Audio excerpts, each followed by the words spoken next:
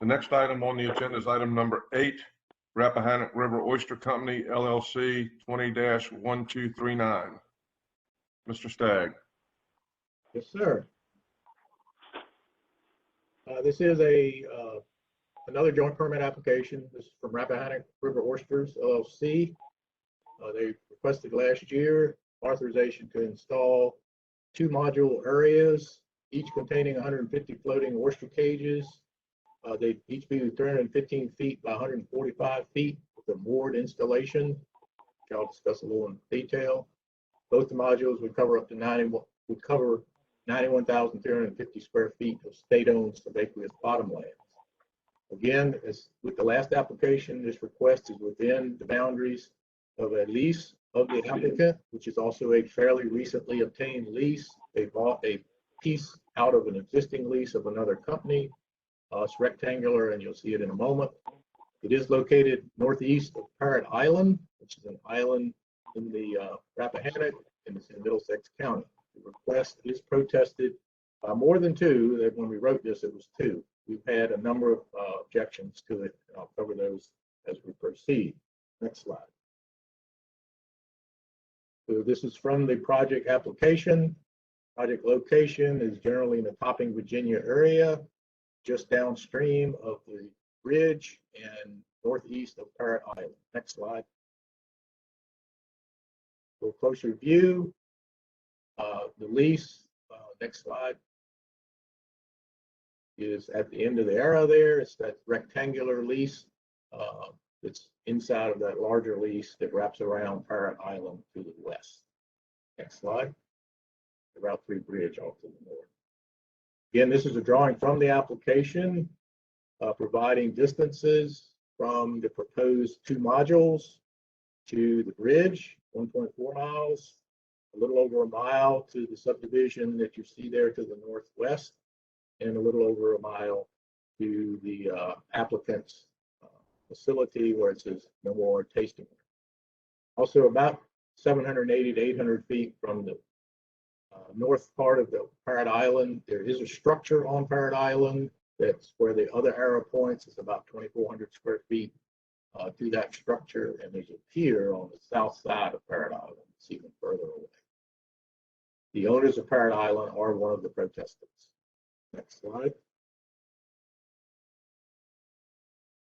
This is a copy of the lease that was a portion of the Chesapeake Bay Oyster lease was transferred to Rappahannock River Oysters, and you can see the transfer occurred in January of last year, and they submitted this application not too long after that, in July. We did receive the application. We are proposing these modules using the Oyster Grove Float Aquaculture System, which is a state-of-the-art way to grow oysters. The system, they are proposing to use all Oyster Go equipment as sold by the company. Next slide. We did subject this to our normal public interest review and ran public notice. We also notified the nearby property owners, including the owners of Parrot Island, and we did receive a number of letters of objection, which I'll cover as we go forward. These show the 2 module areas in the southern part of the lease. The lease does get deeper as you go south to north. So this is in the shallower part of the lease, and the 2 modules are shown equal in size. Again, about 780 feet from the tip of that part of Parrot Island. Next slide. We did receive a number of objections, again, from the owners of Parrot Island, the Grab family. We also got objections from Mr. Wilson Pellams, Mr. Russ Perkinson. Mr. Perkinson owns land directly to the west on the mainland. We also received a letter from Mr. Banks, who's president of the Beverly Beach Subdivision Owners Association, which is also a subdivision to the west on the mainland. He wrote a letter in his own capacity and as president of the association. So the general consensus of the objections were boating safety, potential property damage from equipment that might come loose during storm events, who would be responsible for cleanup, and industrial commercialization of the river and how that would restore natural ecology and the beauty of the river. Also, some concerns about how these be marked related to navigation. Next slide. So the depths you saw in the previous slide were provided by the applicant, and there was some contention from the owners of Parrot Island that those depths were incorrect. They were alluded to be at low tide. Let's go back to that slide for just a second. You see the two depths at the bottom, module 2, 5.2 and 5.2, and then the upper range is 6.1, and in the center 6.2. Next slide. Mr. Perkinson also in his letter contested that he believed the depths may not be correct. Staff did visit the site on May 11th.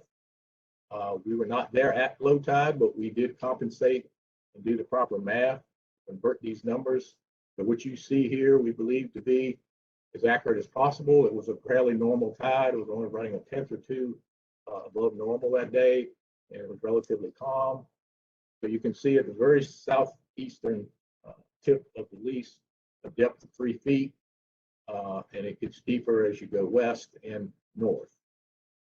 So the depths here are shallower than were indicated in the application, which raised the concern of some of the protestants that in this depth of water, submerged aquatic vegetation could grow in this area. And that is true, that according to VIMS and our data, that depth of water could support SAB. So that was a concern that we wanted to look at. And I'll cover that a little more in a moment. Mr. Perkinson in his letter, again, questioned whether SAB would be impacted. He also had some concerns about loss of gear and suggested that perhaps the gear should be moved to deeper water. He also noted the public trust doctrine and whether this benefit for one entity would outweigh the public benefits versus detriments. Mr. Banks of the Homeowners Association also noted both his and the association's concerns about the impact of natural beauty, debris that could come loose from the area, potential SAV impacts, impeding navigation for small boats in the area, and the gear getting loose again. So staff does consider, as the previous application, each joint permit application on a case-by-case basis, considering the requirements of the code, the use of floats, cages, and bottom nets for shellfish propagation has increased public awareness of activity and highlighted the necessity for a comprehensive review of such propagation methods. Such requests in populated areas raise additional issues of public trust and user conflicts, property values, aesthetics, navigation, and suitable bottom types. Stewardship of public lands, while weighing the public and private benefits versus detriment, requires a balanced approach to review. Review of aquaculture structures in the water column or on the surface presents even more challenges, as you noted from the previous application. With the increased interest in both of these, we have seen new and additional conflicts. Again, we did conduct a site visit on May 11th to determine the depths, as shown on this screen. Next slide. So I'm going to run through a few slides from the application just to show you the proposed array. This is what the module would look like. 10 cages, about 15 cages. It'll be anchored with screw anchors into the bottom. Next slide. And this is a typical, they'd be floating, again with a stainless steel screw anchor at the ends. Next slide. Cross-sectional view. So one of the arguments was that because of shallow water, that if it was shallower than the applicant was saying, that these things might rest on the bottom at low tide. And you'll see in a slide in a second that these things don't really go very far below the water surface. Next slide.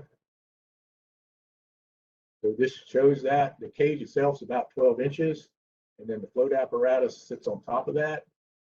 These are flipped over at times when they're empty to allow fouling to wash off with natural sun, but the floats pretty much sit on top of the water as well. So these can be used in pretty shallow water.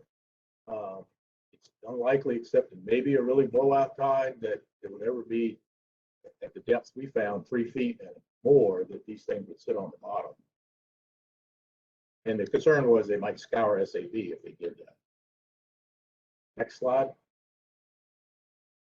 So I don't normally put this much verbiage in a presentation, but I put these in because, as the commission may be aware or remember, the same company applied for similar type SEPA baskets, which were not these floats, but inshore near Mr. Perkinson's property and not far from the facility previously, in shallower water than this. It also had SAV in some of it, and the project was denied because it was opposition from the upland as well, that it was visible from land, and a lot of different issues. What they're saying here in the application is that they purposely picked this site to try to address those concerns that were raised before. They show you what type of buoy they would use here as a marker. Of course, it would have some signage on it. They note that they're over a mile from any residential home and over 500 feet from any land at all. Next slide. They note the risk mitigation efforts they've made here. It does note they are purchasing the Oyster Grove system, the whole system, not just the floats. They're using all Oyster Grove. Oyster Grove is one of the state-of-the-art systems used all over the world. And while nothing is foolproof completely, Oyster Grove does have multiple redundancies built into it should there be a failure of one portion of the project. And they tell you what kind of augers they're using with a 10-inch anchor helix and the type of line. All of this is Oyster Grove recommended. They did note that they're going with the largest rope for the most extreme conditions, even though for Oyster Grove, this site would not require that large a line. They've tried to position these, they say, in the prevailing wind direction to ensure reflect the most amount of fetch. Next slide. Again, a continuation of that. This design does not use zip ties like you see on a lot of these, which do usually fail and wash up on the shore somewhere. They've also agreed to a bond, which we typically require, and they note that their operation is fairly close to the site and that they'd have boats ready to go to the site if something went away or if there was a storm coming. They will put their names on each float.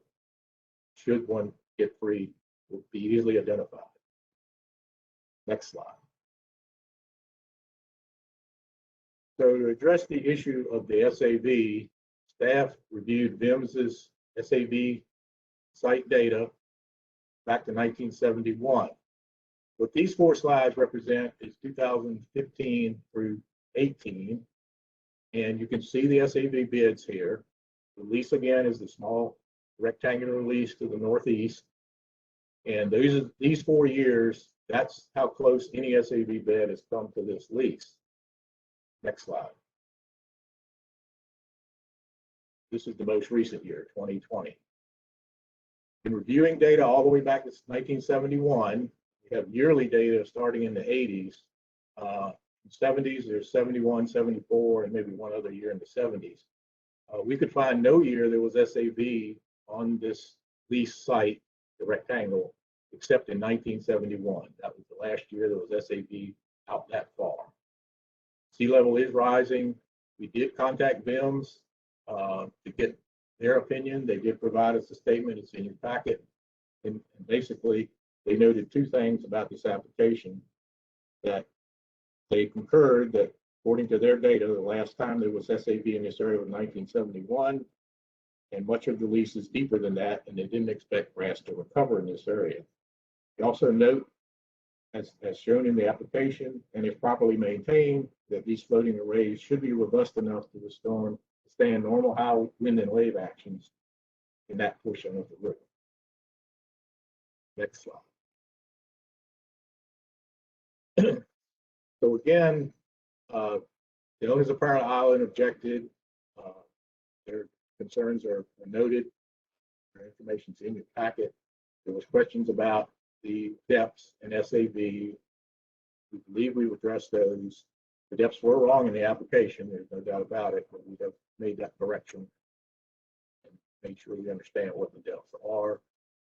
Again, the only structure on Paradise Island is considerably to the south off the screen here, and it's wooded. I don't believe normally they'd be able to see these even from the house, maybe from the shoreline.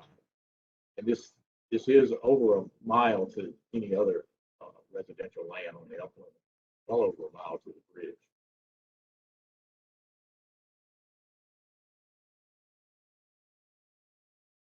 So in summary and recommendation, Commission, as I noted, previously denied the application for the same company at a location closer to shore. The requested floats for this application are now located considerably offshore of a non-permanently inhabited island and approximately 2,600 feet from the only structure on that island. And again, over a mile to the upland and over 7,000 feet to the bridge. There have been no SAV beds in this area since 1971. As such, we do not believe placement of floats in this area would impact any future SAV beds. In addition, it does not appear simply relocating such gear to deeper water, as some of the protestants suggested, would have any benefit related to potential loss of gear. It may actually increase the risk in higher and deeper wave action areas. Staff does recommend that the applicant has agreed to mark each module with the proper signage with either signs or buoys. They indicate they'll use buoys. Staff also recommends, and the applicant has also indicated the willingness to post an appropriate bond before the permit is issued, if approved. Therefore, after careful review and consideration of the objections raised by local and adjacent property owners, and after considering all the factors of 28.2 1205A of the code, do recommend approval as requested by the applicant. We recommend a bond equivalent to $15 per float, which would be $4,500 at 300 times $15, be provided to us before permit issuance, and that the applicant also pay an annual royalty of $456.75 at assessed rate of 0.5 cents per square foot for the encroachment over 91,350 square feet of state-owned surface bottom. The applicant shall also mark each module area with signage with either signs or buoys. That, I'd be happy to try to answer any questions. Any questions by members of the commission for Mr. Stagg?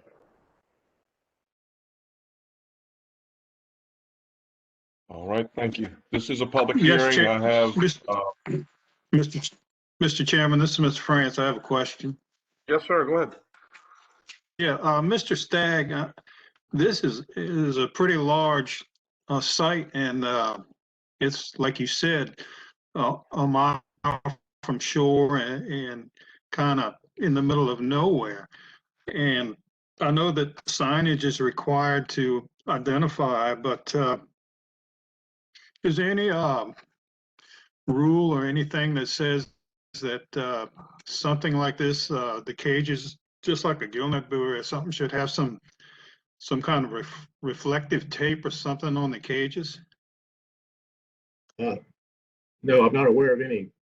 We don't have any rules or regulations that require that, other than permit condition, which we could add a permit condition, and if the commission wishes to do that, that the signage would include some type of reflective.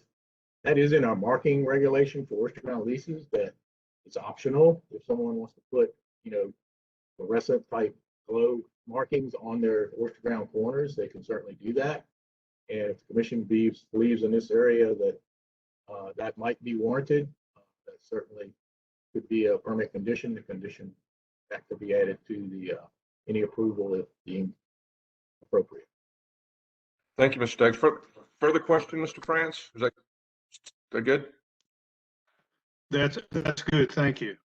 Yes, sir. Further questions of Mr. Stagg? Okay, I've got some folks signed up that wish to be heard in support of this project. This is a public hearing. Is Mr. Patrick Oliver on the phone? Yes, can you hear me? I can. Do you solemnly swear the testimony you'll give today will be the truth, the whole truth, and nothing but the truth, so help you God? Yes, sir. Yes, sir. Proceed, please. Yeah, I basically just wanted to thank Ben. He did a really good job explaining all this.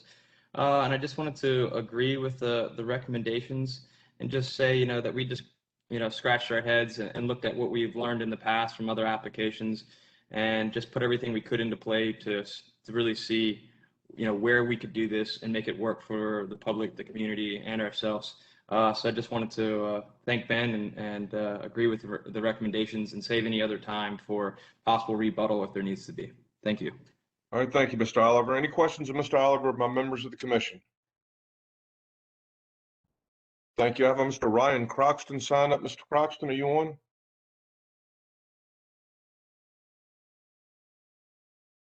Ryan Croxton. Yes, I am.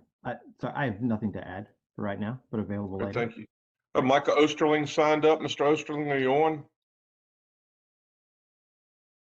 Do you wish to be heard? Yes, sir. Thank you very much. Do you solemnly swear the testimony you give today will be the truth, the whole truth, and nothing but the truth, so help you God? I do. Thank you. Thank you. You have 3 minutes, sir. Thank you. Yes. First, I'd like to commend Mr. Stagg as well for giving a very good overview of the situation.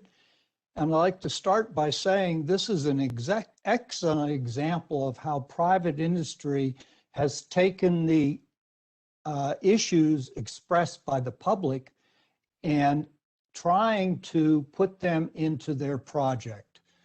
They have taken all the precautions to try to make this as user-friendly as possible. I'd like to point out that both VIMS and your staff have essentially said that this project is not going to cause any environmental impacts to the area. We've heard that the SAV is not particularly an issue.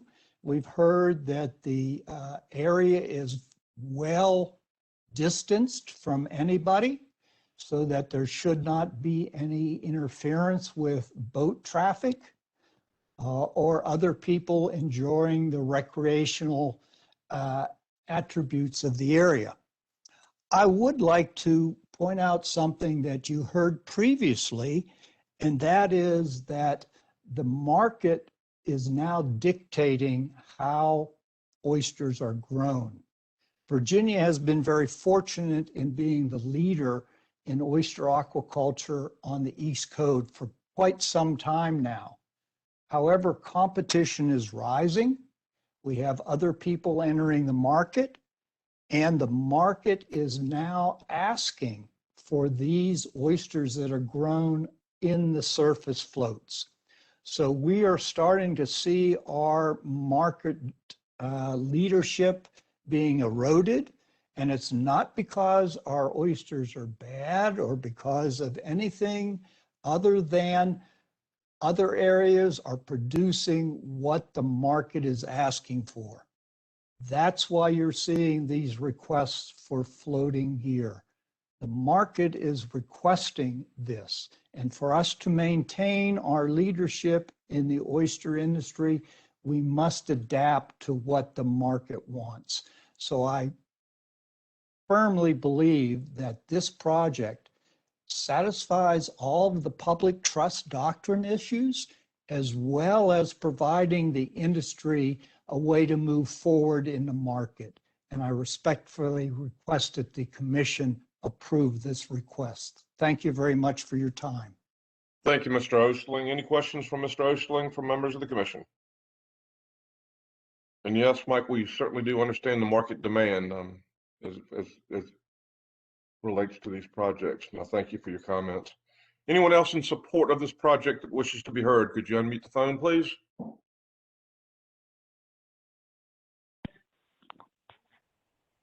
All right, thank you. I have Russ Perkinson signed up in opposition. Mr. Perkinson, are you there?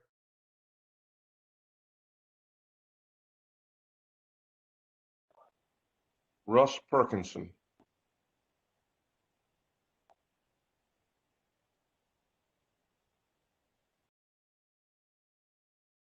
I have Gary Grab signed up in opposition. Mr. Grab, are you there? Yes, do you hear me? Yes, sir. Do Hello. you solemnly swear the testimony you give today will be the truth, the whole truth, and nothing but the truth, so help you God? I do. Can you proceed, please, sir? Yes, well, thank you for the opportunity to address you all with my concerns in this application. My main concern, as Mr. Stagg stated, was the water depth in the area. They filed incorrectly the depths, and my measurements and Mr. Stagg's both confirmed that it doesn't meet the 6 foot of water.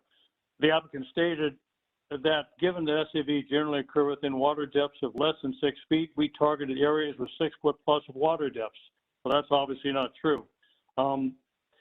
I am concerned with various aspects of the basic design and engineering in the application, which can become more problematic with the decreasing water depths. At 6 foot, it's not a problem. At 3 foot, it gets real questionable. Also, of course, am concerned about the impact of a project which will be very visible from those crossing the Norris Bridge. Over 8,000 vehicles a day cross that bridge, and you look out and people's eyes are going to fall on this thing, and this is just the beginning. So I don't see that as being a good thing, but, you know, visual view is not the primary concern here. I am concerned with some of the staff's recommendations at the end. Several points noted was that SAV has not been observed in the area since 1971. Projected sea level rise rates make it unlikely that SAV will return, and moving to deeper water may increase the risk of failure due to greater wave height and gear interaction. From the USGS, they found that the mouth of Chesapeake Bay sea level rise is 4 millimeters per year, or roughly 16/100ths of an inch per year. That, to me, is not quite a crisis to say we can't have SAVs in 6 foot of water. Staff in correspondence has referenced historic SAVs as being within 50 years. And I know that humans seem to have a limited view of time, but 50 years is not historic time. I mean, this place was covered in much deeper water when the water was clear. I know that VMRC and Chesapeake Bay keep stressing and stating the importance of SAV for habitat and erosion control and other benefits.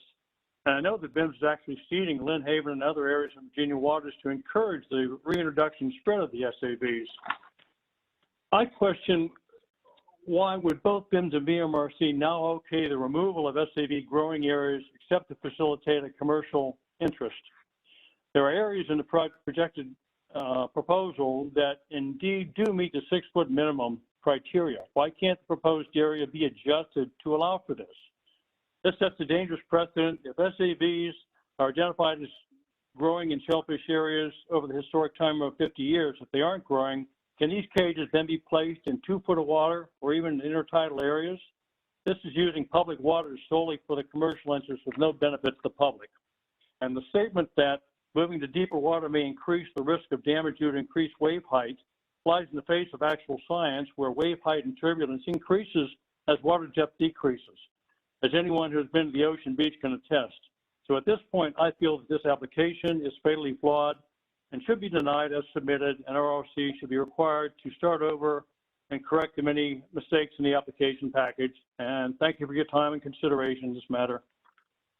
Thank you, Mr. Grab. Any questions for Mr. Grab? Thank you. I now have Janice or Christopher Brown on. Janice or Christopher Brown.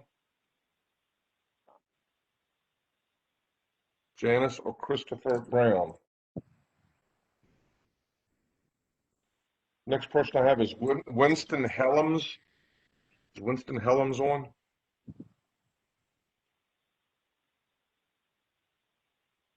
Winston Helms. Me? Hello? Can you hear me? Hello? Yes, is this Winston Helms? Speaking. Can you hear me? I can, sir. Do you solemnly swear the testimony you give today will be the truth, the whole truth, and nothing but the truth, so help you God? Yes, I do. Yes, sir. Can you proceed, please? Yes. Thank you, Mr. Chairman, and thank you for the members of the commission for allowing me to have a few comments. I speak from the perspective of a waterfront property owner in the vicinity. I am in between the Norris Bridge and Lockley's Creek. And my concerns are in regard particularly to boating safety, to property damage resulting from storm debris, the responsibility of cleanup, as well as perhaps the denying of public access of a fairly large area. I am a seafood lover. In particular, I do enjoy oysters. So I don't want to deny oyster farming, but I think we could work this out. But I believe that the safety is important. As I sit at my house and I see the boating in the summertime and in the fall, that there's a tremendous amount of use of Lockleys Creek. There's a tremendous amount of usage of folks that come and perhaps stay at the campgrounds or somewhere and are not familiar with the navigational aids in that creek. And they are very difficult to follow as you go down through there because there is a sharp turn. And if people are not familiar with those navigational aids, they can get in the wrong areas. So these floating cages in that regard do bother. I have concern for. And Lockleys Creek is also the home of the Rappahannock River Oyster Restaurant Miroir, so there's plenty of activity going in and out, and that is a wonderful attraction. Also, there's activity on the other side of the Parrot Island going into Mill Creek, and they also have sharp turns. So the navigational aids going in could be improved, I believe, if we are going to have that activity and then this large farming as well. In addition, there are jet skiers and so forth, and they just don't understand these navigational hazards, and that bothers me. I have lived in my home now since about 2000, and I can tell you from personal experience about the damage of water property, piers, boats not being safe in storms, and the debris can be spread throughout the area. My experience has been that piers as well as boats can be damaged. Cages anchored in a storm surely will break loose and spread across the community and create additional damage. That bothers me tremendously. I do not think $10,000 bond is sufficient to take care of where that debris can go. So I think that needs to be considered as a greater expense than what I have heard on this conversation. The approval of this project, no doubt, will benefit Rappahannock River Oyster Company, but I'm not so sure how it benefits the homeowners, the boaters that are in the area, and that's the issue. Thank you. Yes, sir. Can you wrap it up, please? Your 3 minutes are up, sir. Yes, I can. So I ask that if you consider, could you please consider a location that is not so close to a navigational aid where there is a hazard and there is a lot of traffic. I thank you for your opportunity. Thank you, Mr. Helms. Greatly appreciated. Mr. Derek Banks, are you on?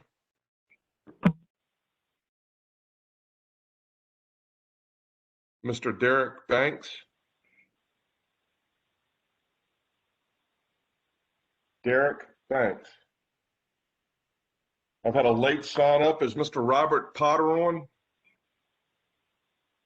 I am. Do you solemnly swear the testimony you give today will be the truth, the whole truth, and nothing but the truth, so help you God? I do, sir. Thank you. Yes, sir. Proceed, please. Yeah. So again, thank you to the commission and to the commissioner for the time to speak. I have one concern. I am clearly outspoken on these floating oyster cages, and I have a concern that both members of the commission and applicants are stating statements without the providing of evidence to support them as fact.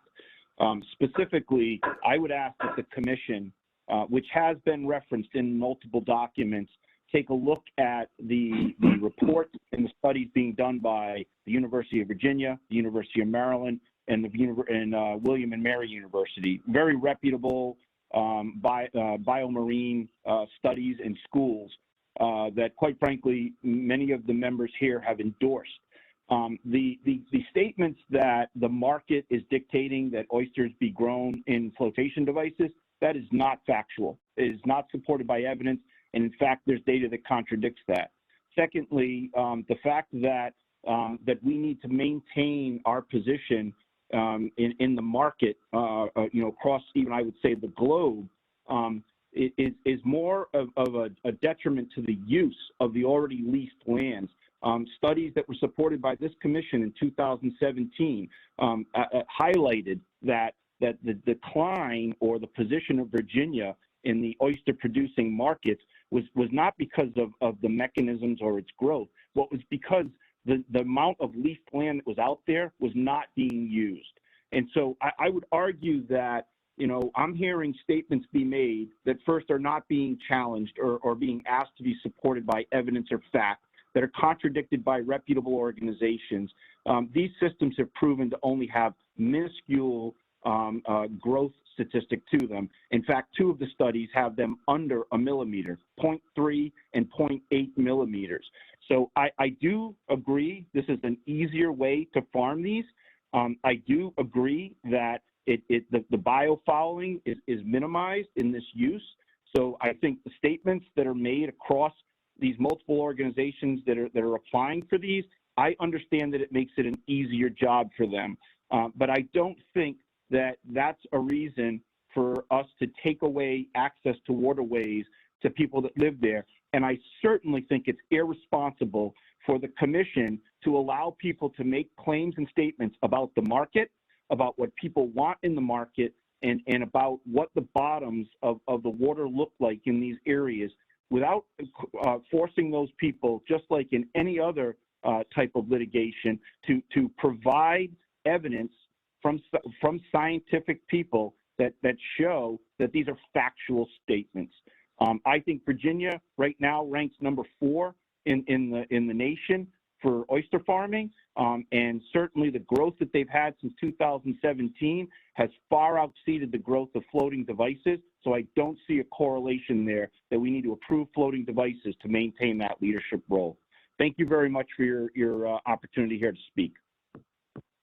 Thank you, Mr. Potter. And to your point, as far as requiring a virtual cross-examination of these witnesses, as I said before, this is a quasi-judicial board, but it is not a court of law. However, an oath is administered before each person testifies. And I take the fact that an oath requires an individual to provide truthful testimony, and that's what we do. So thank you for your comments. Is there anyone else that wishes to be heard in opposition to this project? I have no one else signed up. You unmute the phone, please.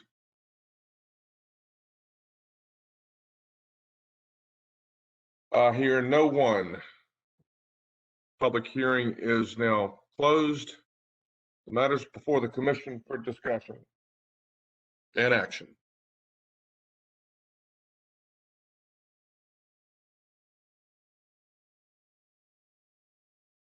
Discussion or action. Yeah, Chad Ballard. Mr. Ballard. I want to applaud staff as well as the applicant for, really thoroughly working through some of the issues that they've faced and trying to come up with what I view as a reasonable compromise. And unfortunately, I think there are some situations where it's impossible to make everyone happy. And while that's always what I like to see, I do think the applicant's done a good job here of trying to address concerns with previous applications, locating the arrays in a responsible area, and really putting in the time and homework to present what I view as a really thorough and good application. Appreciate all the work staff's done diligencing it, and I think some of their comments are very appropriate. And I move to approve staff recommendation. Motion made by Mr. Ballard to approve. Is there a second to the motion? Second, Heather Lusk. Thank you, Ms. Lusk. Further discussion? This is Dr. Neal. Dr. Neal. I'm going to echo my comments from the last one. I appreciate that we have this process where we can look at each one of these projects with a fine-tooth comb. It does give me pause every time that we're going to look at a project that takes away an area from the public. But that's true of pound nets. That's true of, other fixed gear that we have. And so it always will give me pause, but this one does not bother me as much. I think they put it into an area that's not going to create as much user conflict as others have. And so I won't oppose this project. Dr. Neal, I could not have said it any better. To me, this is a totally different consideration than what we had in the previous. So I thank you for your comments. Any further comments by members of the commission? Mr. Chair, this is Mr. France. Mr. France? Yes, I would like to ask Mr. Ballard if he would accept a friendly amendment that this area be marked properly with reflective gear, since it is kind of in the middle of nowhere. Mr. Ballard? Yeah, I would view that as a friendly amendment. Okay. Is that satisfactory to Ms. Lusk? Yes. Thank you. So the motion is to approve with the friendly amendment that it is marked with reflective, gears marked with reflective type of protection. I think Mr. Stagg can figure that one out. Mr. France? Aye. Mr. Tankard? Aye. Mr. Zedrin? Aye. Dr. Neal? Aye. Mr. Ballard? Aye. Mr. Minor? Aye. Ms. Lusk? Aye. Ms. Everett? Aye. Chair votes aye. Motion passes unanimously. Ladies and gentlemen, members of the commission, we have two more oyster cases. One that's coming up has the proponent and one in opposition. Then we have another oyster transfer cases that has one application and a number of folks in opposition. We're probably looking at, my best guess, another hour and a half or so, maybe less, depending on what fisheries does. What's the pleasure of the commission? Do you want to take a full lunch break? Or do you want to take a 15-minute break and eat lunch as we do this? What's the pleasure of the commission?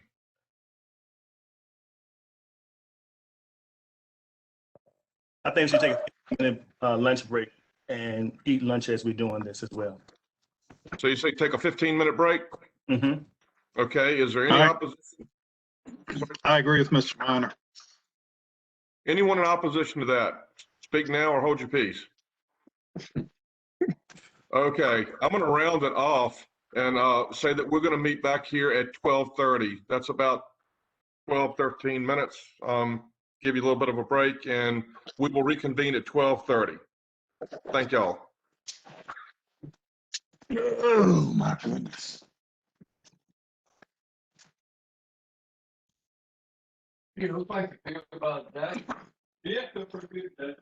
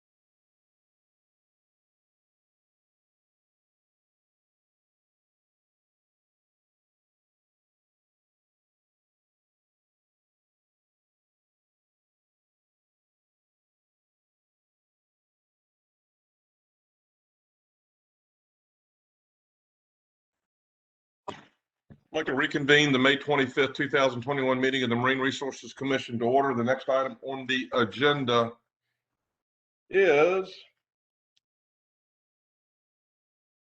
Joni Beatley, Oyster Planting Ground, application number 2017005. Mr. Stagg. Yes, sir. Let me check. Yeah. Okay. You solemnly swear, you've been previously sworn. Can you proceed? Yes, I can. Hoping the presentation comes up soon. Yeah, it will. Here we go. This is an oyster planting ground application of Joni Beatley. She requests authorization to lease approximately 13 acres of state-owned subacreage bottomlands within the Severn River Northwest Branch. That's in Gloucester County. The application is protested by nearby and adjacent highland property. Next slide. So the application is 2017-005, which is in the center of the screen there. It wraps around the shoreline. Next slide.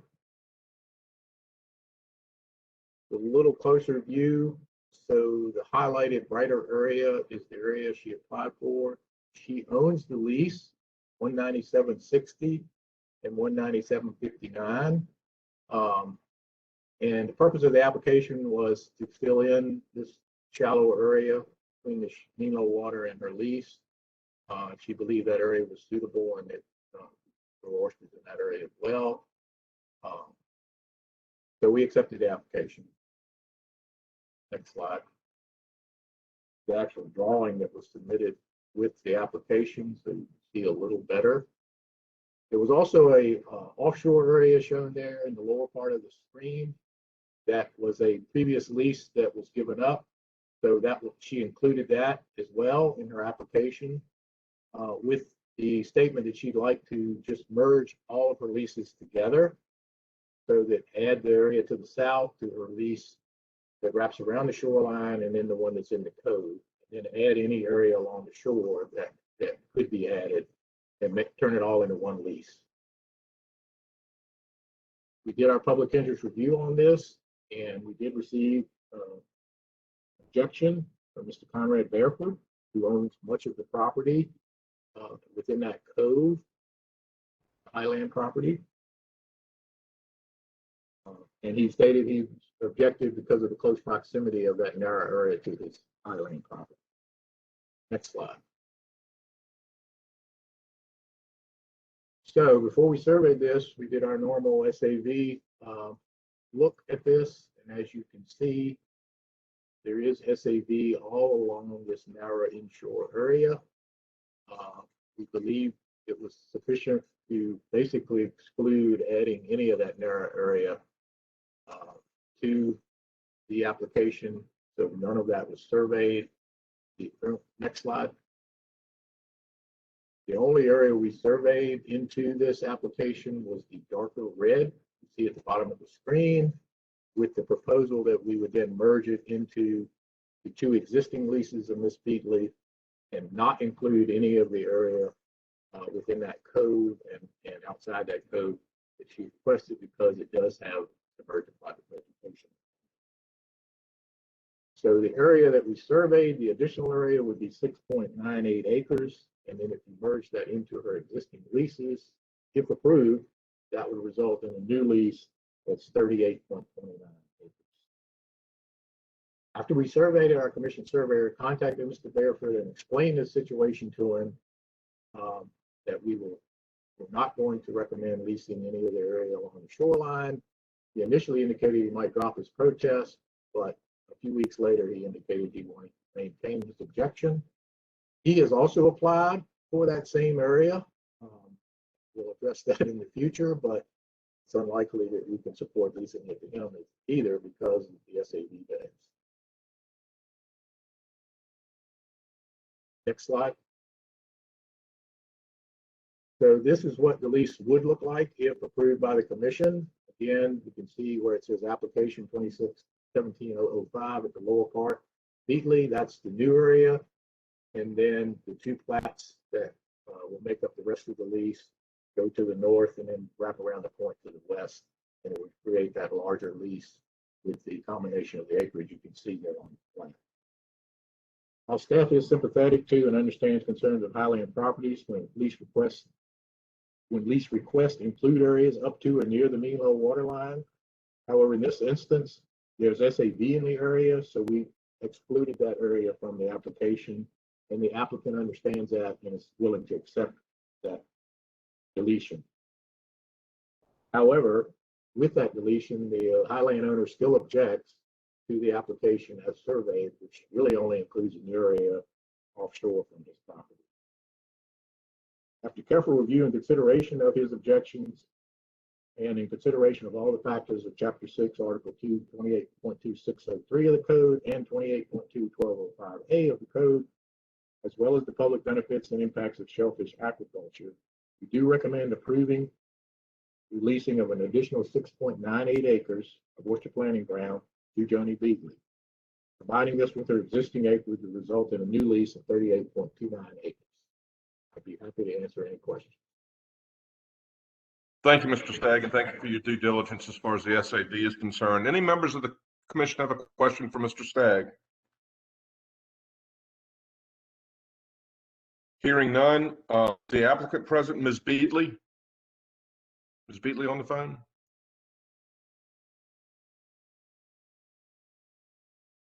Ms. Beatley. She is unmuted, but I'm not hearing anything from her. She may have walked away from her computer. Ms. Beatley.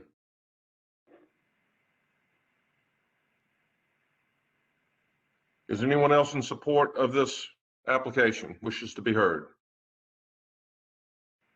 Is there anyone in opposition? Is Mr. Conrad Barefoot on the line?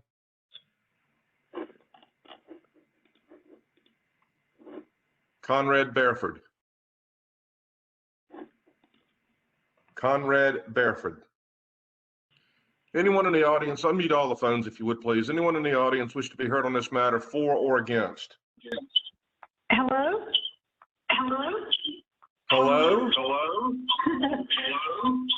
Can you hear me? Yes, ma'am, I can hear you. There's a lot of background sound coming out.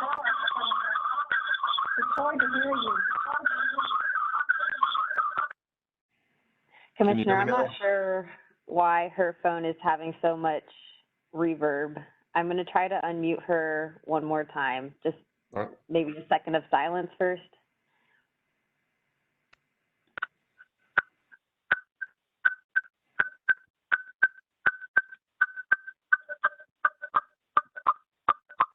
Ms. Beatley, we're having a difficult time hearing you. I can't hear you either. Well, you're answering my questions. Can you tell us why you want this application? Yes, I want this application. I have an existing application. That's been in my family for 47 years. And this was my father's, and it was handed down to me. And it came to my attention that there was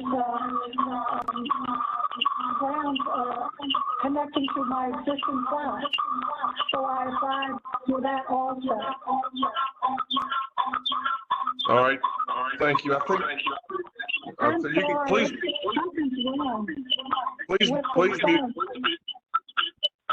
please mute your phone. Thank you. I think we understand you want the application. We understand that, and if it gets to be further detailed, we'll try to work it out. Is Mr. Conrad Barefoot on the line? I do not see him on the list, Commissioner. Anyone else in support or opposition to this project? If not, the matter's before the commission, unless you have any further questions of Ms. Beatley. I move that we approve staff recommendations. Motion made by Mr. Minor to approve. Is there a second to the motion?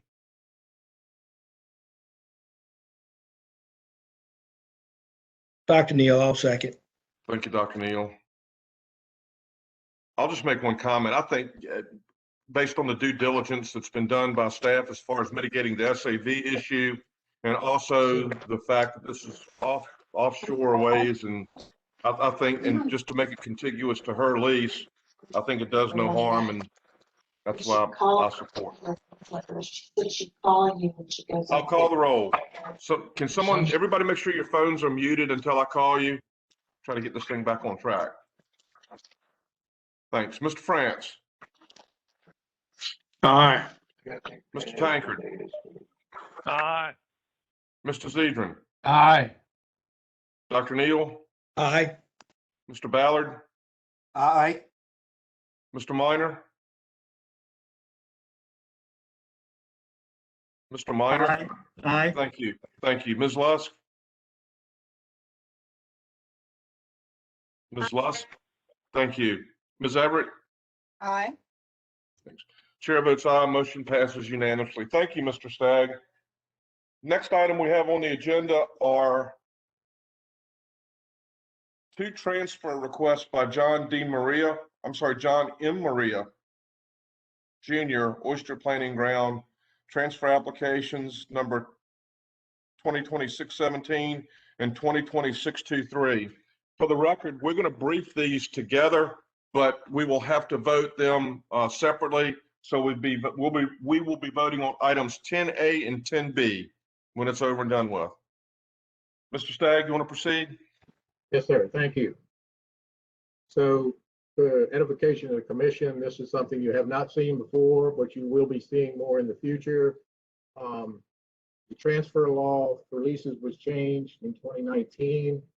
You changed the amount of the transfer. It also added language similar to the application law language that the commissioner, and I act on his behalf on these, will only transfer ground if he deems it in the public interest, considering the factors of Section A of 28.2.1205, which has a number of bullet points, which include impacts to adjacent properties, as well as the public benefits and impacts of shellfish aquaculture. So we now notify adjacent property owners and adjacent leaseholders when we get a transfer request. So far, since 2019, and when this bill took effect in 2019 and 2020, I've been able to work out these without having to bring them to the commission. But it's just like an application. If I can't work out the objection, then we believe they require a hearing for the commission to make the final decision on whether to transfer the lease as requested. So that's the first two are here today, and we have more in the pipe coming, I'm sure.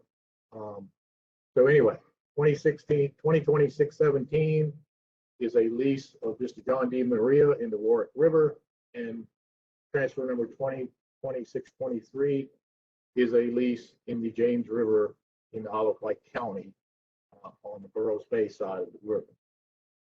Both applications are protested, the one in the Warwick by a number of property owners and the one in Olive Lake by a single property. Next slide.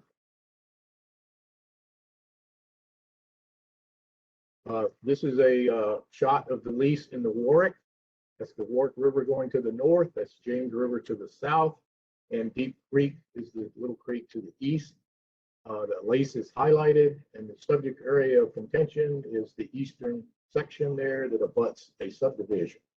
The western part of the lease abuts Fort Eustis, and we've had no objection from the Army base. Next slide. So as you can see, this is the eastern part of that lease, and it does go very close to and includes the footprint of one pier of the Lewis property. But a number of property owners along the shoreline objected to this lease. That information is in your packet. And it was fairly unanimous in all the leaseholders requesting that we delete a portion of this lease and move it further offshore, and then they would no longer object. This was proffered to Mr. D. Maria as a possible concession. He indicated he did not want to give up the lease. He's held this lease for quite some time. And I'll discuss this one pier that encroaches in a moment, but he was not inclined to want to concede This is how I have resolved some of these in the past, is we've actually had leaseholders willing to adjust their lease in order to get the transfer to go through. Next slide. So I'm showing you this old plat because this is the lease that's been in effect since 1976. It was in a different name at that point, but Mr. DiMaria has owned it for quite some time. And that footprint is the same that you see right there. It was a smaller lease that was added onto and did get closer to shore back in 1976. The arrow sort of depicts right where that pier is that encroaches slightly into the lease. Next slide. This is a 2013 aerial photo of the same area. There was no pier there in 2013. It was applied for in 2014 and built soon thereafter. It did encroach into the lease. At that time, we did notify leaseholders when a pier encroaches in their lease, but the person still gets to have their pier, at least under the law at that time, with some time frames where the leaseholder could hold them up temporarily to move the product. The law's changed slightly since then, but the pier's been there since 2014. Next slide. Let's go back. Sorry, I got ahead of myself there. So specific to this transfer, again, we did let Mr. DiMaria know the opposition and the request of the adjacent property owners. He was not inclined to adjust the lease. He does use this lease. He does have production on this lease. I did talk to a number of the landowners here and asked them had they had any issues with access to their pier, because that was one of the comments they made, and their fear, I guess, of cages being placed. DiMaria generally does not use cages, and the purpose of these transfers, Mr. DiMaria was transferring virtually all of his ground in the James River area to add his children for succession planning purposes. That does require transfer. He still stays on the lease as well, and he plans no change in use. He does on bottom traditional type oystering, not cages. And even if he did cages, of course, he could not place them in a way that interfered with these docks. I could not convince these people to drop their application based on those conversations, and that's why it's before you today. Again, they did ask, the plot be moved out 30 to 50 feet. Mr. DiMaria was not inclined to do that. We will recommend approval of this one as it exists. So I'll brief the other one quickly. Next slide. So this is the second transfer of the lease in the James River over on the Burroughs Bay, Isle of Wight County side. Again, you can see the configuration of the lease. It does go near the shore. Next slide. A closer view of the lease. Again, there's a number of piers that go out right to or near the line, and then the very southernmost pier actually appears to encroach slightly into the lease. That's the Landry. That is the only protester on this one. None of the people to the north protested it. This lease also has a little bit of history to explain how we got to where we are. Next slide.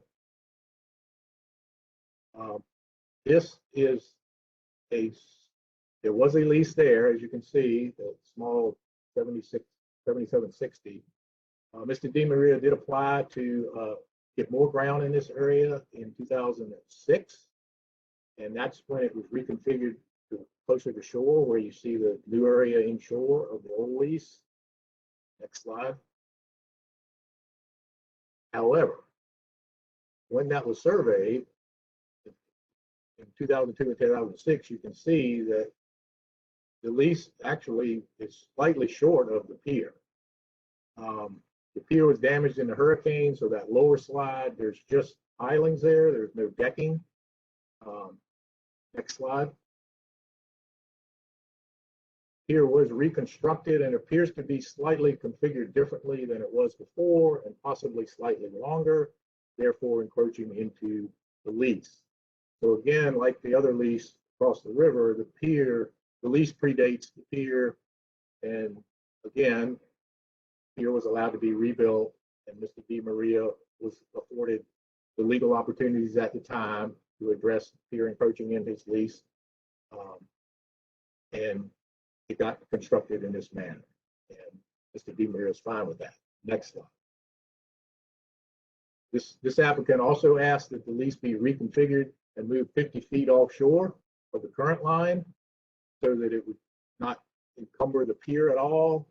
This would require a notch being cut in it. I just drew a line 50 feet out to show you how far out that would be, and we would turn it and come back inshore, I guess, on either side. Mr. DiMaria was not inclined to accept that as a modification. There are no stakes on the lease near the pier. And again, we have no complaint from this leaseholder that there's been any interference with the use of this pier with the current use of the lease, which we believe will continue to be used the same way as they've been in the past. If Mr. DiMaria were to put cages, again, he couldn't put them in a way that interfered with navigation to and from the pier. So based on that, after careful review and consideration of the objections raised by both the property owners in the Warwick River and the property owner in the James River, we do recommend approval of both transfers with a separate vote by the commission on each. I'd be happy to answer any questions. Any questions by members of the commission for Mr. Stagg? Ben, I just want to make sure I understand that pier initially was not in Mr. DiMaria's lease. Hurricane destroyed it. They rebuilt the pier. Mr. DiMaria could have objected to it and did not. The pier was then built into Mr. DiMaria's lease, and they're now asking that this lease be adjusted 50 feet out from where they initially encroached into Mr. DiMaria's oyster ground. Is that correct? That is correct. I will caveat this by saying there seems to be some slight discrepancy in the aerial photography mapping here, and I couldn't ever really rectify it, and I did not go out in the field because I didn't think it really warranted that much scrutiny. But the pier was never in the lease, and it's some question as to whether it is now, because I scaled the distance here using this photo with the other photos, and the pier appears to be about the same length, but now it looks like it encroaches into the lease. So I don't know if it's a rectification issue with the coordinates that for this particular aerial photo or not, but the pier is either slightly in the lease or it goes right up to it. It did go up to it in all the past photos. Okay. It's constructed slightly different, and I believe it is slightly longer than it was. So yes, I think the answer to your question is yes, they reconstructed the pier and it went into the lease slightly more than before. Mr. DiMaria can live with it. He has no issue. Okay. Any questions by members of the commission for Mr. Stagg? All right, thank you. Mr. DiMaria, are you on? Commissioner, this is Allison. Mr. DiMaria is not on, and none of the other speakers listed for this application are on the call at this time either. We also do not have any call-in numbers. We can see everyone's name. Okay. I will add that I did speak to Mr. DiMaria pretty recently. He was going to write a long epistle about these two, and I discussed what we were going to recommend, and he said, well, that's exactly all the arguments I was going to make. So he said, I'm not going to send you anything additional. I did think maybe he would be here today at least speak, but anyway, that's the additional information I can provide related to what he knows about the situation. All right, thank you, Mr. Stagg. I will please open up the line. Let me know that it's open.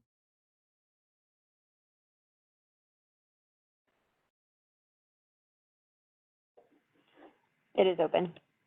Thank you. This is a public hearing on John M. DiMaria Oyster Planting Ground Transfer Application 2020-617 and 2020-623. Is there anyone in the audience that wishes to be heard in support or in opposition to this project? Please speak up.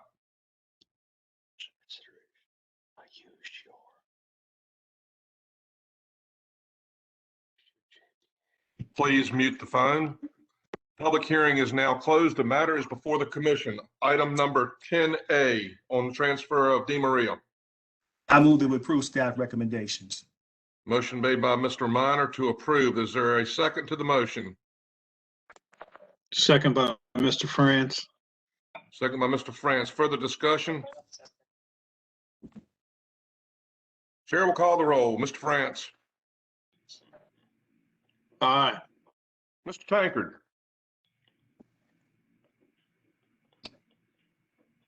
Mr. Tankard. Aye. Thank you, sir. Mr. Zedrin. Aye. Dr. Neal. Mr. Ballard. Aye. Mr. Minor. Aye. Ms. Lusk. Aye. Ms. Everett. Aye. Chair votes aye, motion passes. Next item before the commission is item 10B, transfer of John D. Maria, 2020-623. It's open for discussion and action. I move that we approve staff recommendation. Motion made by Mr. Minor to approve staff recommendations. Is there a second to the motion?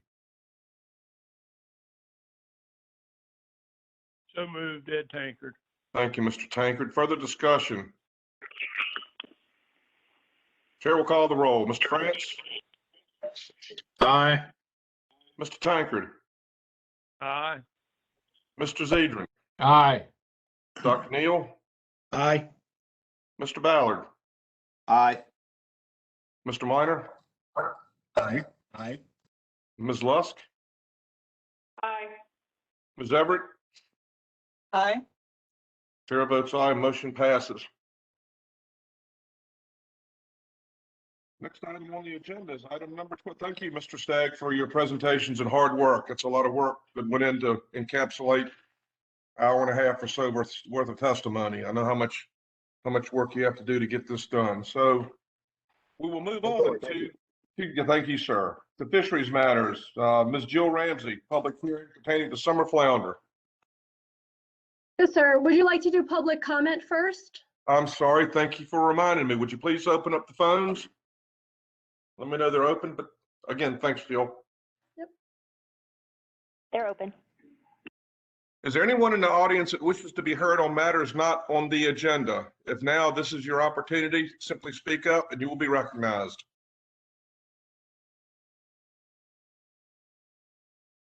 They're hearing none. Ms. Ramsey, proceed. Sure. Good afternoon, Commissioner and Commission members. Good afternoon, ma'am. This is a public hearing today, proposal to amend Chapter 4 VAC 20-620 pertaining to summer flounder to modify the landing dates, possession limits, and landing limits for summer flounder that are commercially harvested offshore in federal waters and landed in Virginia. Next slide. For 2021, the commercial coastwide quota for summer flounder is 12.49 million pounds. Virginia receives 21.3% of the coastwide commercial quota. For this year, Virginia's allocated 2,399,576 pounds. The goal for our offshore fishery is to land 60% of our allowable landings during the first period. The first period, which we consider the spring period, runs through the first Monday of January through October 15th, and then to use 40% during the second period, which will run October 16th through the end of the year. All right, next slide. After COVID last year and the uncertainty of the market, the first open period for 2021 was February 25th through April 7th with a 15,000 pound landing limit. The landings for this first spring period fell short of the 60% goal, with only 34% of the 2021 allowable landings achieved. After talking with industry, staff feels that in order to fully utilize the 2021 quota, a summer-directed fishery period is needed. So our proposed summer period would be an opening of June 15th, and that would run through August 15th with a 12,500 pound landing limit or trip limit. Staff will closely monitor all landings before deciding if any modifications should be done to the current fall open periods or landing limits. And then if changes needed to be made for the fall, I will bring these items before the Commission in August. If the new summer period does not exceed the 60%, Then the fall opening will remain as it is currently in regulation, which means that it will open September 8th. Next slide. These are the changes for today. This is section 40. This is going to be page 4 through 7 of your evaluation packet. And what we're doing here is we're just adding a new letter. This coincides with the other open period, so it's the same language, but I'll read it into the record. So section 40D will state from June 15 through August 15, it shall be unlawful for any person harvesting summer flounder outside of Virginia waters to do any of the following. Number 1, possess aboard any vessel in Virginia waters any amount of summer flounder in excess of the combined total of the Virginia landing limit described in subdivision 2 of this subsection and the amount of the legal North Carolina or New Jersey landing limit or trip limit. Number 2, land in Virginia more than 12,500 pounds of summer flounder. And number 3, land in Virginia any amount of summer flounder more than once in any consecutive 5-day period. Now, because we created this letter D, there are a few non-substantive changes that I did not put on here. It's just lettering. So since we had to add a new letter, we will need to change some subsequent lettering, and that could be found in your evaluation packet. Next slide, please. Staff recommends the Commission amend Chapter 4 VAC 20-620 pertaining to summer flounder to modify the landing dates, possession limits, and landing limits for summer flounder commercially harvested offshore in federal waters and landed in Virginia. Thank you. I'll take any questions. Thanks, Jill. I got just a couple of questions to begin with. The first one, can you go back to the previous slide? I recognized during the course of your presentation that you had kind of attributed this to COVID and special circumstances. In this case, is it the intent that this remain on the books as something that's going to occur like next year and the year after, or is this a 1 year? Because if it's a 1 year, I think, and my legal friends on the commission can help me out. I think if we, first of all, that's the question. Is this just a one-time event? Commissioner, the way that we handle summer flounder is whenever we open and close a directed season, we put it in regulation. So since I've been doing this current position, that is how we handled it. I don't know if there is any other way at this time that I can change that. Well, my only concern is if you've got from June 15th through August 15th with no year behind it, this would be a continual measure that remains on the books.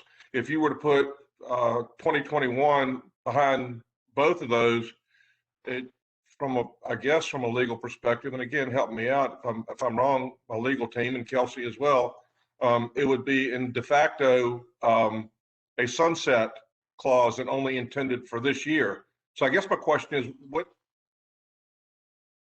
So my only concern is that as right now in regulation, all of our directed openings don't have the year. So they're all written in the same manner. So we don't know, what happens is I quote a monitor and I follow the landings, and then we change the directed openings as the industry needs. So we could sunset this, we could do just 2021, but then it would kind of, the rest of the regulation is written the same way also.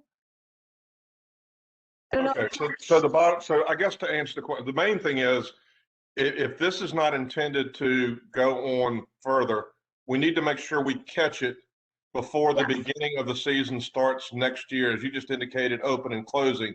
And if you do that, I don't have any heartburn with it.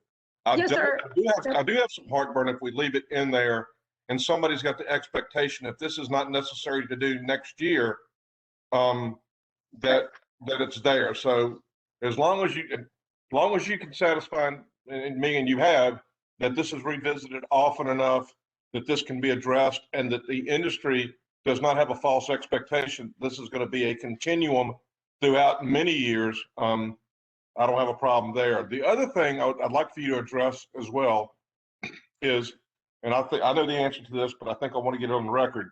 We're now opening up summer flounder commercially in a period of time that's normally prosecuted more heavily by recreational fishermen.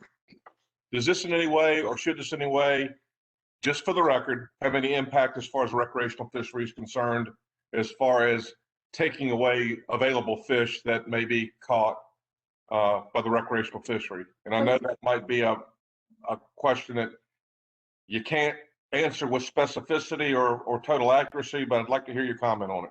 Sure. So this directed fishery is targeted in federal waters only.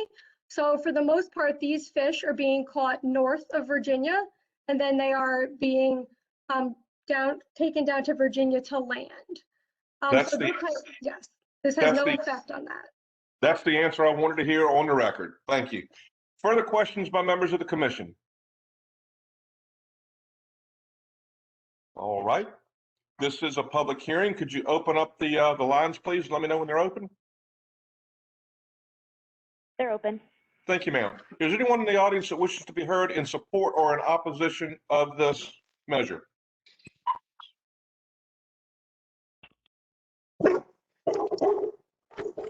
Anyone wish to be heard on this measure? You may close the lines. Public hearing is closed. The matter is before the commission. It's Dr. Neal. Yes, Dr. Neal. First, I want to express my appreciation for the question you asked. Thank you.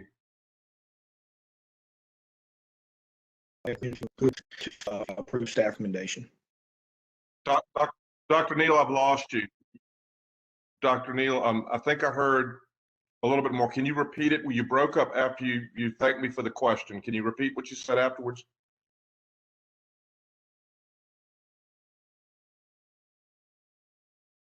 Dr. Neal.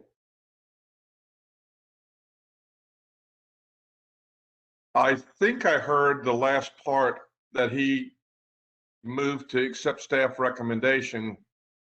And I'll second that, James J.J. Minor. Okay.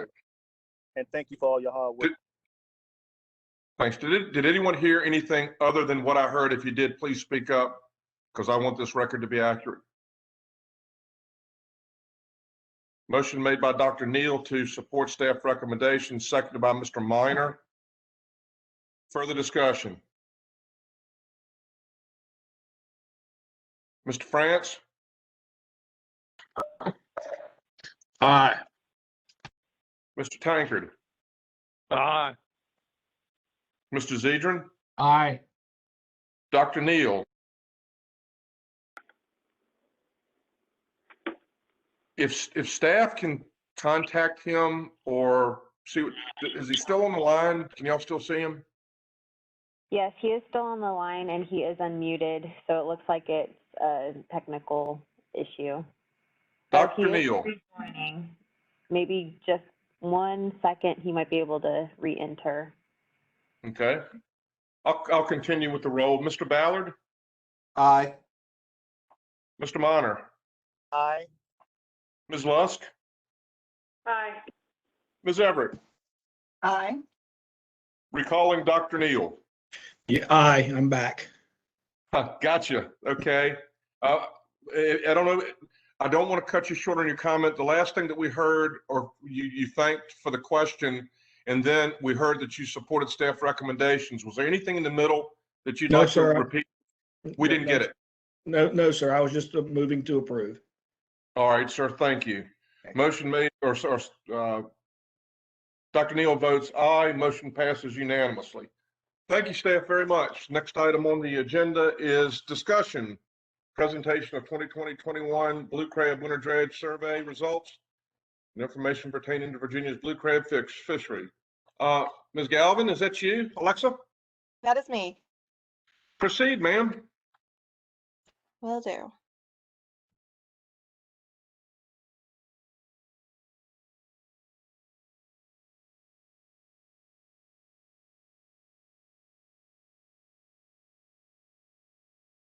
Okay, so as stated, this is a discussion of the 2021 winter dredge survey results, which we present every year about this time.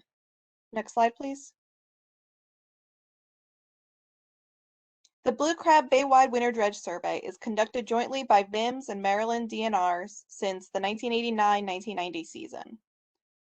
The two bodies sample 1,500 random sites annually from December to March. Their objectives are to describe the size and sex composition of the baywide blue crab population, to develop accurate estimates of baywide blue crab abundance, and to estimate exploitation and fishing mortality and evaluate the status of the stock annually.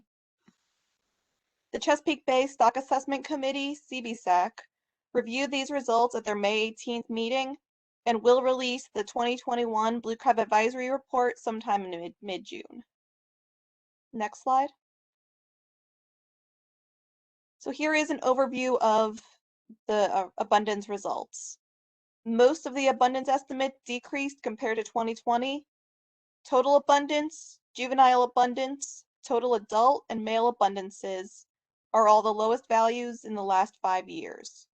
Total crab abundance decreased 30% to 282 million, and it ranks 28th in the 32 years of the survey, which I'll go into more. Juvenile abundance decreased 54% to 86 million. The adult female abundance increased 12% to 158 million. It is above the abundance threshold of 72.5 million crabs and below the abundance target of 196 million crabs. And adult male abundance decreased 51% to 39 million crabs. Next slide. So total abundance is the number of crabs of all ages and sexes. It was below average this year, where the orange line is the geometric mean of the time series. Fortunately, we judge abundances by trends rather than by individual years. You can see that abundances since 2015 have been middling and variable, and while low, 2021's total abundance is not yet worrisome, especially because driving that decrease is the drop in juvenile abundance, which you'll see on the next slide.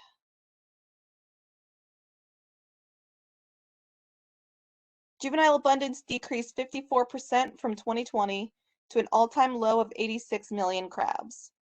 This doesn't look good, but it's worth remembering that blue crabs are more like an annual crop than our usual commercial fish species, which have year classes we can track throughout time. CBSAC agreed at their meeting last week that since recruitment is driven largely by environmental factors, they're not concerned this poses any danger to the population. While our poor recruitment meant a fishery in trouble back in the 2000s, as you can see, that was paired with a low spawning stock. Currently, spawning stock is above average, as you'll see in a few slides, so there's little concern as to the state of the population. It may mean harvest takes a hit this fall when juveniles recruit into the fishery, but CBSAC and staff will keep an eye on the summer trawl surveys this year to see how the dredge surveys results bear out. Next slide. While we don't manage to adult abundance, you can see that the main decrease in total abundance was a result of the juvenile aspect of the population. While adult abundance decreased, it's still above average. Next slide. Here is adult abundance broken down by sex. Male abundance typically varies around 60 to 80 million crabs, so this year at 38.5 million crabs was a decrease from the last few years. Female abundance has trended much higher from those lows in the 2000s and has increased 12% to 158 million crabs from last year. Next slide. The 2011 stock assessment used a sex-specific model to establish control rules for female crabs.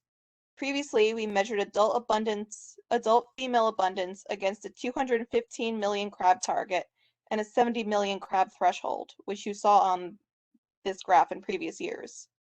In 2017, an update to the stock assessment updated those control rules, which were then accepted for use by the Sustainable Fisheries Goal Implementation Team last year. So now our 158 million adult female crabs are compared to a 196 million crab target and a 72.5 million crab threshold, below which the population is overfished. The female spawning stock has varied around and below the target since 2015, which is a good sign for the population. Next slide. And we'll start looking at blue crab harvest. Baywide harvest, which does exclude the seaside areas, decreased 33% last year to 37 million pounds. Maryland and Virginia harvest both fell by around 25% from 2019. It's conceivable this drop is due to COVID-19. Restaurants and picking houses were affected by COVID and COVID restrictions, and picking houses were further restricted by labor shortages in the H-2B program for foreign workers. In contrast, I've heard from a few Virginia retailers that the retail market was strong in 2020. One retailer described that with people not at the office during the week, they shopped and ate like it was the weekend. Next slide. This graph shows absolute harvest of female crabs by Maryland and Virginia in the bar graphs, while the line graph shows what % of female crabs were harvested by each state. You can see Virginia picked up a higher % of females this year. Next slide. Maryland still harvested the majority of male crabs, and their share of male harvest was steady from last year. Next slide. We saw how absolute harvest was affected in 2020, but how conservatively is the fishery fishing? The adult female exploitation rate control rule, or what percentage of female crabs can safely be removed from the population, was also revised with the 2017 stock assessment update for a 28% target and a 37% threshold over which the population would be experiencing overfishing. Currently, however, the 2020 fishery was at 19%, below both the threshold and the target. We generally aim to stay under the target as there is a good deal of uncertainty in the fishery, including that we don't have a direct way to estimate recreational harvest. Next slide. The male exploitation conservation trigger did not change with the update and remains at 34%. We were well below that last year with only 15% of male crabs removed by the fishery. Next slide. I've included this graph, a favorite of Rob O'Reilly's, which shows the relationship between juvenile abundance and baywide harvest. You can see the two typically track fairly closely together, likely because the juveniles in the winter survey recruit into the fishery by fall. Next slide. Now I'll get into the Virginia-specific harvest. In total, Virginia crabbers harvested 21,390,263 pounds of blue crabs. This is a 26% decrease from 2019. Hard crab pots harvested 97% of that, peeler pots 2%, and other gears, including crab traps and trot lines, were only 0.2%. The dockside value is $29,737,557. A 17% decrease from 2019. 833 harvesters reported trips, and trips, or I call them harvest days, were 58,811, an 11% decrease from 2019. Next slide. Total harvest and value both decreased, with the total dockside value of almost 30 million. This is still the second highest value in the last, we understand prices were good last year, so that's probably why we saw a slightly less of a decrease in value than we did in landings. This is still the second highest value in the last 4 years, with value as the orange line. Alexa, Alexa, did not to interrupt, but isn't it also true that we're seeing a trend where the basket trade is, the value of the basket trade is really going up considerably, while the capacity to pick has gone down, and that could also be a artifact of why we're seeing the values being what they are, even though the catch is down? That's certainly possible. As I mentioned earlier, we have definitely heard of labor shortages in the picking houses, which may be affecting that. Yep, thank you. Next slide. Crab pot harvest was below both the long-term average and the recovered average, which you can see from the green and orange lines are nearly identical. Next slide. Effort, which is the blue line, in number of trips saw some decline, but was still within the normal range from the last few years. Next slide. This graph shows the distribution of number of trips or harvest days over 2020. The majority of crab pot licensees crab between 26 and 50 days. Next slide. I was curious if with COVID we would see a decrease in the number of days each crabber worked. Next slide, please. But you can see by this box plot that the distributions from 2019 and 2020 were nearly identical. The only difference was a mean of 65 harvest days per licensee in 2020 compared to 68 harvest days in 2019, but this difference wasn't significant. Next slide. We did, however, see a slightly lower percentage of eligible crab pot licensees actively harvesting, only 60%. Next slide. In most years, crab pot harvest by month peaks in April and again in late summer, as you can see from the orange line depicting the 2009 to 2020 averages. This pattern held true in 2020, with April not appearing to have taken too much of a hit from lockdown. In 2020, the crab pot season was extended until December 19th, but December only had 173,000 pounds harvested. December harvest, when allowed, is very dependent on the weather, and many crab potters will have switched over to oystering by that time. Next slide. Peeler pot harvest decreased 44% in 2020 for the lowest harvest in the last 2 decades. Peeler pot effort also decreased with the number of active harvesters and the number of trips. I'm sorry, next slide. Peeler pot effort also decreased with the number of active harvesters and the number of trips taken down 11 and 15% respectively. Catch per trip also decreased by 34%. Next slide. Peeler pot license, eligibility, and number of active harvesters shows a downward trend in participation in the peeler pot fishery, with only 31% of eligible licensees actively fishing in 2020. Next slide. Staff recommends this information be used as guidance for any regulatory changes to Virginia's blue crab fishery that may be considered by the Commission for its June public hearing. And I'm happy to take any questions. Thank you for that overview, Alexa. Does any member of the Commission have any questions, comments? I'm not going to belabor this. Is Dr. Lukenbach still on by chance? Mr. Commissioner, this is Lyle. No, Dr. Lukenbach had another obligation. Was there? Okay, well, I'm really not a mathematician nor a statistician. I did take statistics late in life at CNU from a guy that the first question that he asked when it came in, he says, how many of you want to be statisticians for IBM? And nobody raised their hands. And he said, you're in the right classroom. So anyway, but you know, Lyle, I read a lot into this information, more than just crabs. I'm wondering if the decline that we see as far as trips and different other things may not be related to the aging of our commercial watermen and maybe the loss of some of our commercial watermen that are not in the business anymore.